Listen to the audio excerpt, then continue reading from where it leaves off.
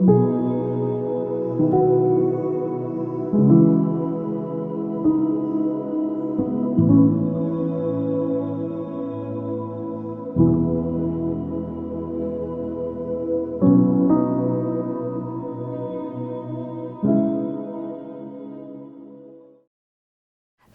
dan selamat pagi Bapak, Ibu, dan Saudara yang dikasihi oleh Tuhan Yesus. Selamat berjumpa di acara Jalan Kasih pada pagi hari yang indah ini. Dengan saya Evelina Sianturi, hari ini saya akan membawa sebuah tema yang berjudul Perkataan yang Membangun. Nah Bapak Ibu, setiap kita manusia pasti rindu dan ingin menikmati hidup yang bahagia, hidup yang sejahtera, hidup yang sukses. Nah, dunia itu banyak menawarkan berbagai cara dan kiat-kiat bagaimana supaya kita bisa hidup sukses dan bahagia. Bahkan terkadang dunia menawarkan hal-hal yang tidak berkenan dengan hatinya Tuhan dan tidak sesuai dengan firman Tuhan. Misalnya kita harus menuntut ilmu kepada orang pintar, kepada dunia kegelapan, kita harus kerja sungguh-sungguh, banting tulang, seperti itu. Dan mungkin juga kita melakukan hal-hal yang tidak halal.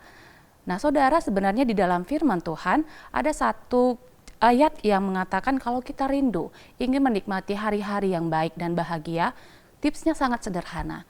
Jaga perkataan kita saudara. Di dalam 1 Petrus 3 ayat 10-11 mencatat, siapa yang mau mencintai hidup dan mau melihat hari-hari baik, ia harus menjaga lidahnya terhadap yang jahat dan bibirnya terhadap ucapan-ucapan yang menipu. Ia harus menjauhi yang jahat dan melakukan yang baik.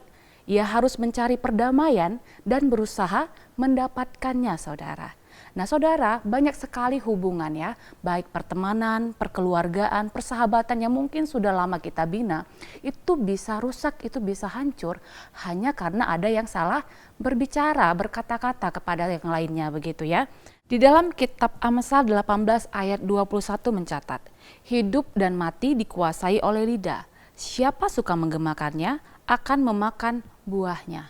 Nah, kalau dunia mengatakan mulutmu adalah harimaumu, Alkitab mencatat mulut kita, lidah kita adalah hidup atau matinya kita, saudara. Ada kuasa di dalam setiap ucapan yang kita keluarkan dari mulut lidah kita. Nah, saudara, sebenarnya ini juga diperkuat dengan sebuah penelitian dari seorang ilmuwan Jepang bernama Masaru Emoto yang adalah pendiri perusahaan internasional Health Medical pada tahun 1990-an. Dia melakukan riset tentang air, jadi air tersebut dimasukkan ke dalam botol-botol. Nah, pada botol-botol air itu diberikan ucapan-ucapan yang membangun, ucapan-ucapan positif, dan botol yang lain diberikan ucapan-ucapan yang negatif. Nah, saudara, ternyata pada penelitian ini Masaru Emoto menemukan bahwa setiap irisan-irisan air dari botol-botol yang diberikan ucapan membangun, ucapan yang positif seperti I love you, kamu baik, kamu hebat, seperti itu akan membentuk sebuah kristal yang sangat indah.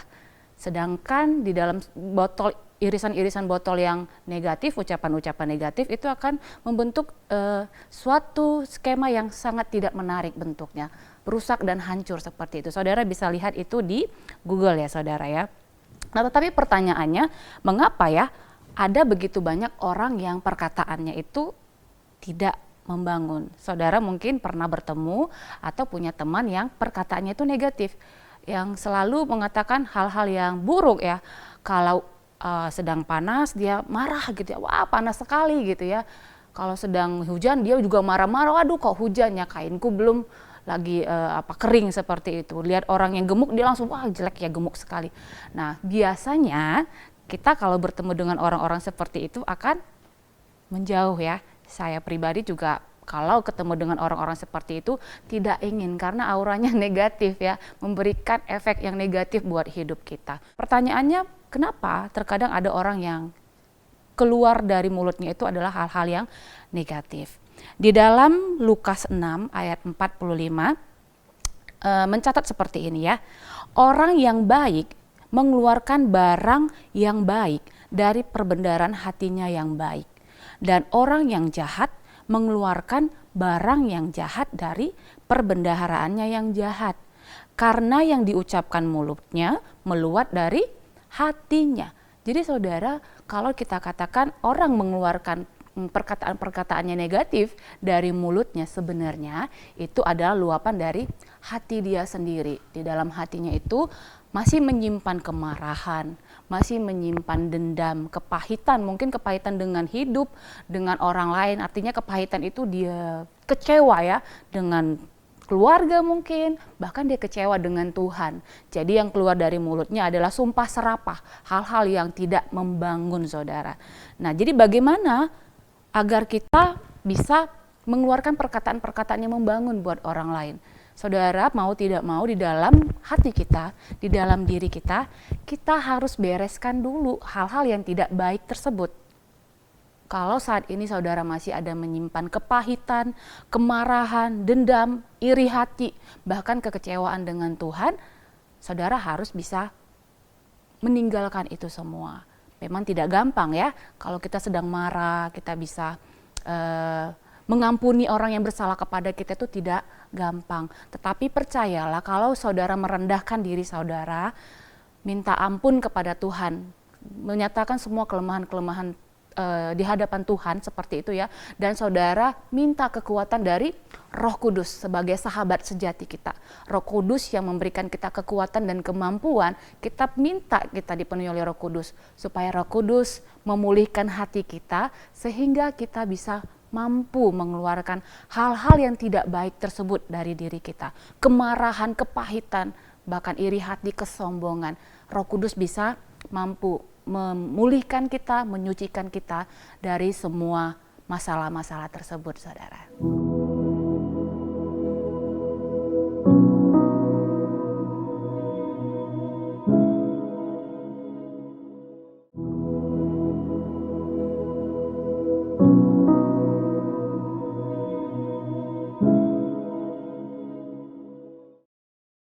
Nah, Bapak Ibu, di dalam sebuah cerita di dalam Alkitab ya, ini sebuah kisah yang mungkin sangat singkat diceritakan dalam Alkitab, tapi dampaknya luar biasa sekali. Di 2 Raja-Raja 2 ayat yang ke-23 sampai dengan 24. Saya bacakan ya, kisah ini adalah tentang anak-anak Betel yang mencemoohkan Elisa. Elisa kita tahu adalah seorang nabi yang menggantikan posisi dari Elia, tuannya yang sudah terangkat ke surga. Ya, waktu itu tidak lama setelah kejadian Elia terangkat ke surga, kemudian Elisa menggantikan posisi Elia dan dia diberikan 2 roh bagian daripada Elia dan urapan Tuhan luar biasa atasnya, dan dia melakukan banyak mujizat ya setelah dia menerima kuasa daripada Elia tersebut. Nah, kemudian pada perjalanannya ya, di ayat 23, Elisa pergi dari sana ke Betel setelah kejadian dia melihat Elia terangkat ke surga, dan sedang ia mendaki, maka keluarlah anak-anak dari kota itu. Lalu mencemoohkan dia serta berseru kepadanya, naiklah botak, naiklah botak. Wow, ini anak-anak kecil meneriaki seorang nabi dengan mengatakan botak seperti itu ya. Maaf ya Bapak Ibu ya, kalau ada yang rambutnya pelontos, tidak bermaksud apa-apa ya. Lalu berpalinglah ia ke belakang, dan ketika ia melihat Elisa melihat anak-anak tersebut, dikutuknyalah mereka demi nama Tuhan. Maka keluarlah 2 ekor beruang dari hutan, lalu mencabik-cabik dari mereka 42 orang anak, saudara. Nah, saudara, kalau kita melihat kejadian ini anak-anak kecil ya kan, yang masih belum tahu banyak hal seperti itu, tapi memberikan teriakan cemooh kepada seorang nabi yang dipilih oleh Tuhan. Fatal sekali. Padahal pada masa perjanjian lama sangat jelas sekali hukum Taurat itu ditegakkan sekali ya, benar-benar dijalankan. Puji Tuhan kita hidup di masa karunia ya, hukum kasih karunia, Tuhan Yesus hadir, banyak sekali Tuhan berikan pertobatan, kesempatan untuk kita bertobat. Tapi pada masa ini saudara, padahal pada perintah Tuhan yang kelima dikatakan hormatilah orang tuamu. Ini anak-anak melihat nabi mengolok-olok seperti itu dan memberikan perkataan-perkataan yang mencemooh, akhirnya mereka dimakan dicabik-cabik oleh beruang, saudara. Nah, kita juga sebagai orang tua ini berperanan penting. Kenapa ada anak-anak yang sampai mengeluarkan perkataan-perkataan tidak membangun, saudara? Sebagai orang tua, kita juga harus mendidik anak-anak sejak dari kecil. Selain kita sebagai teladan di dalam perkataan kita juga mengajarkan anak-anak untuk memberikan hormat kepada orang lain. Tidak berkata sembarangan, tidak berkata-kata kasar, mencemooh seperti itu, saudara ya. Nah, kemudian saudara, kita banyak juga ya melihat orang-orang atau anak-anak yang tidak menghormati orang tua. Hidupnya itu tidak akan bahagia. Apalagi kalau kita melemparkan perkataan-perkataan yang mengatakan kutuk kepada orang tua kita ya. Nah, pada kesempatan ini juga mungkin saya juga ingin menyampaikan kepada anak-anak ya, mari hormati kedua orang tua kita. Tuhan juga berkata, kalau kamu mau hidupmu bahagia, umurmu panjang di bumi ini, dan kamu nikmati yang baik, hormati kedua orang tuamu, saudara ya. Tuhan bilang nggak harus orang tuanya itu adalah orang tua yang baik. Bagian kita sebagai seorang anak, kita menghormati mereka. Apakah mereka berkarakter baik, berkarakter tidak baik, bagian kita menghormati mereka sebagai orang tua, saudara ya. Dan biarlah sebagai orang tua juga kita memberikan teladan kepada anak-anak kita, didik anak-anak kita sejak dari muda, saudara. Supaya pada masa tuanya dia tidak meninggalkan Tuhan, hidupnya bisa bahagia di bumi yang Tuhan berikan kepada kita. Amin, saudara-saudari. Baiklah, kemudian saudara di dalam rumah tangga juga ya, mari kita ciptakan suasana home. Jadi orang tua tidak hanya harus menyediakan house ya, bangunan. House itu berbicara bangunan, gedungnya. Tetapi mari ciptakan home kepada anak-anak tersebut. Bagaimana caranya? Kita sebagai orang tua ya, yang selalu memberikan kepada mereka perhatian, kasih sayang. Anak-anak itu limpah dengan kasih Tuhan. Di kita tuh mungkin ya di suku saya untuk mengekspresikan kasih itu sangat sulit ya, karena dianggap itu hal yang tabu seperti itu. Tapi mari kita biasakan ya. Mungkin sebagai pasang suami istri kita bisa bilang I love you, you look so beautiful. Itu hal-hal yang baik yang bisa membangun hubungan kita kepada anak-anak juga. I love you ya, siapa nama anak kita gitu ya. Kemudian dipeluk, dirangkul, dikasihi. Ciptakan suasana surga itu sendiri turun kepada rumah kita itu, saudara. Ucapkan perkataan-perkataan positif. Engkau diciptakan segambar serupa dengan Allah, engkau lebih dari pemenang, engkau bukan pecundang. Seperti penelitian tadi ya, karena ada kuasa dalam perkataan kita. Mari kita mulai ini di rumah kita. Orang tua kepada anak, anak juga kepada orang tua ya. Nah saudara, kita ingat sebuah lagu ya waktu kita masih kecil di sekolah minggu. Hati-hati gunakan mulutmu, amin. Hati-hati gunakan mulutmu, amin. Karena Bapa di surga melihat ke bawah, hati-hati gunakan mulutmu, amin. Nah biarlah itu menjadi renungan dalam diri kita setiap hari ya. Sebelum kita berkata-kata kepada orang lain, apakah perkataan kita itu membangun atau justru membuat orang jadi sedih, jadi down, ya kan? Atau orang mendengarnya bangkit semangatnya, saudara. Ingatlah kalau misalnya saat itu kita tidak bisa mengeluarkan perkataan yang baik, mending kita diam, mending kita tidak mengatakan apapun. Kita diam, kita menjaga mulut kita, menjaga lidah kita, karena Alkitab juga mengatakan di dalam Amsal, orang yang bicaranya itu banyak, maka akan terdapat banyak pelanggaran juga. Tetapi orang yang dapat memberikan jawaban tepat pada waktunya, itu sangat manis ya, sangat indah. Seperti madu di dalam mulut, nah seperti itulah perkataan yang menyenangkan itu, saudara. Jadi mulai kita melatih dan kita mulai menahan diri kita untuk tidak mengeluarkan perkataan-perkataan yang buruk dan perkataan yang kotor.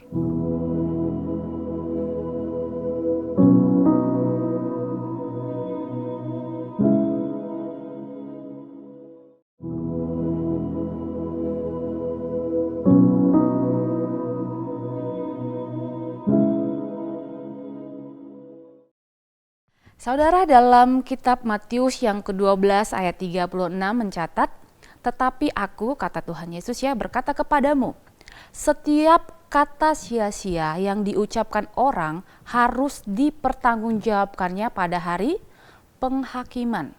Karena menurut ucapanmu engkau akan dibenarkan, dan menurut ucapanmu pula engkau akan dihukum. Jadi kita harus menyadari bahwasanya hidup kita ini bukan hanya yang kita lihat secara jasmania sekarang saja. Hidup kita setelah ini ada surga kekal atau neraka kekal. Nah, melalui perkataan kita saja pun Tuhan akan menghakimi kita. Apakah kita layak untuk masuk ke dalam surganya yang kekal, saudara? Jadi kita harus seperti Daud ya, di dalam setiap pagi ya, doa-doanya Mazmur 141 ayat 3. Memang untuk bisa menjadi orang yang sempurna, kata Tuhan, ya, orang yang bisa menjaga lidahnya itu adalah orang yang sempurna ya. Yakobus mencatat seperti itu. Makanya Daud di dalam doanya dikatakan setiap pagi Daud berdoa meminta kepada Tuhan. Tuhan, awasilah mulutku ya Tuhan. Berjagalah pada pintu bibirku. Biarlah ini menjadi doa kita juga setiap pagi. Supaya ketika kita menghadapi hari-hari yang ada di depan kita nggak tahu ya keluar pintu rumah, kita akan menghadapi tantangan apa, kita akan menghadapi masalah apa. Tetapi setiap pagi kita memulai, Tuhan berjaga-jagalah kepada mulutku, kepada bibir lidahku. Sehingga aku tidak mengeluarkan kutuk, tidak mengeluarkan sumpah serapah, tidak mengeluarkan perkataan-perkataan yang sia-sia yang nantinya akan aku sesali, begitu ya. Karena apa? Sekali lagi hidup dan mati kita dikuasai oleh lidah kita ya saudara. Nah di dalam Efesus 4 ayat 29 dikatakan seperti ini ya. Janganlah ada perkataan kotor keluar dari mulutmu, tetapi pakailah perkataan yang baik untuk membangun di mana perlu supaya mereka yang mendengarnya beroleh kasih karunia. Amin. Jadi kehadiran kita itu membangkitkan semangat orang lain. Kehadiran kita itu, jawaban lidah kita itu, perkataan kita itu membuat orang menjadi termotivasi hidupnya saudara. Tidak jadi putus harapan ya, tetapi melalui kita sebagai garam dan terang dunia, kita bisa membawa mereka semakin lebih dekat kepada Tuhan. Apalagi kalau kita mengatakan diri kita adalah pengikut Kristus sebagai seorang Kristen. Janganlah kita menjadi batu sandungan buat orang-orang lain yang tidak percaya kepada Kristus. Tetapi ketika mereka melihat kita, mereka melihat ada Yesus hidup di dalam diri kita, saudara. Amin. Bukankah kita rindu panggilan kita itu adalah untuk membawa jiwa-jiwa, mengenal kasih Bapa, mengenal kasih Kristus. Amin, saudara. Ini adalah tugas kita sebagai seorang murid, ya. Tidak harus kita berkhotbah di atas mimbar luar biasa seperti itu. Tetapi melalui hidup kita sehari-hari saja kita bisa membawa orang mengenal kasih Kristus. Mengenal siapa juru selamat itu. Mengenal siapa Tuhannya orang Kristen itu, saudara-saudara. Amin, saudara. Nah, sekali lagi saudara, dan ketika kita juga menghadapi tekanan, mungkin Bapak Ibu saat ini sedang ada masalah ya. Sedang ada menghadapi masalah atau goncangan dalam kehidupan.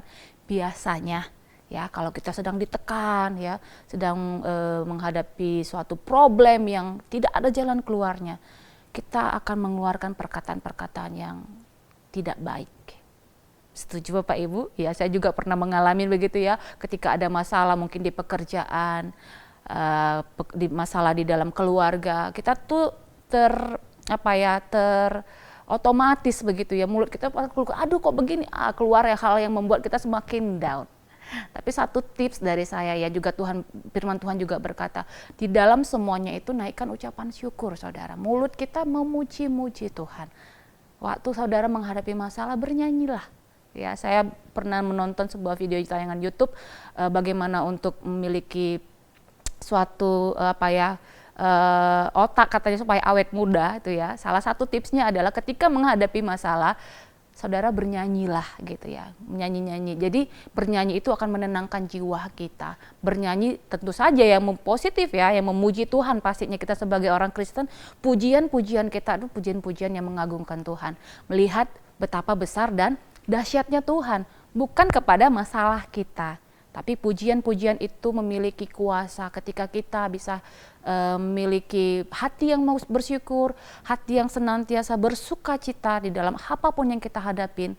Saudara percayalah, mungkin jalan keluarnya belum kita temukan, tetapi di dalam diri kita sudah menemukan jalan keluar itu sendiri, saudara. Karena Yesus berkata, akulah jalan kebenaran dan hidup. saudara. Tidak ada jalan kepada Bapa kecuali daripada Yesus Kristus Tuhan kita, saudara.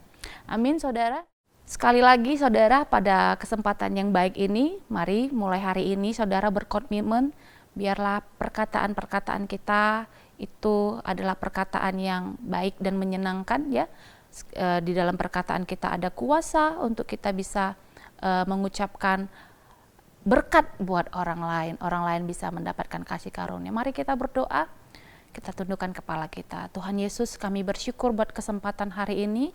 Terima kasih buat kebenaran firman-Mu. Kami boleh diteguhkan, kami boleh dikuatkan, kami boleh dikuduskan melalui kebenaran firman-Mu. Tuhan, pada hari ini hamba berdoa untuk anak-anak-Mu yang mungkin mengalami kesulitan atau keterikatan terhadap perkataan-perkataan kotor. Tuhan, ampuni kami, Tuhan. Kami banyak bersalah di dalam perkataan kami, di dalam lidah kami. Ampuni kami, Tuhan. Kami mau, Tuhan, awasilah mulut kami dalam kami berkata-kata di dalam kehidupan kami sehari-hari. Kuduskan kami, Tuhan. Kami perlu Engkau, Roh Kudus, yang memimpin kami, yang membimbing kami senantiasa. Kami mau diubahkan oleh Roh Kudus.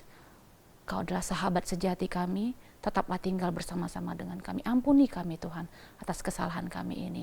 Kami siap memulai hari ini, kami siap menjadi berkat di sepanjang hari ini kepada orang lain. Kepada siapapun kami bertemu, biarlah perkataan kami adalah perkataan yang menyenangkan hati Tuhan dan perkataan yang menyenangkan hati sesama kami. Di dalam nama Tuhan Yesus, kami berdoa dan bersyukur. Amin.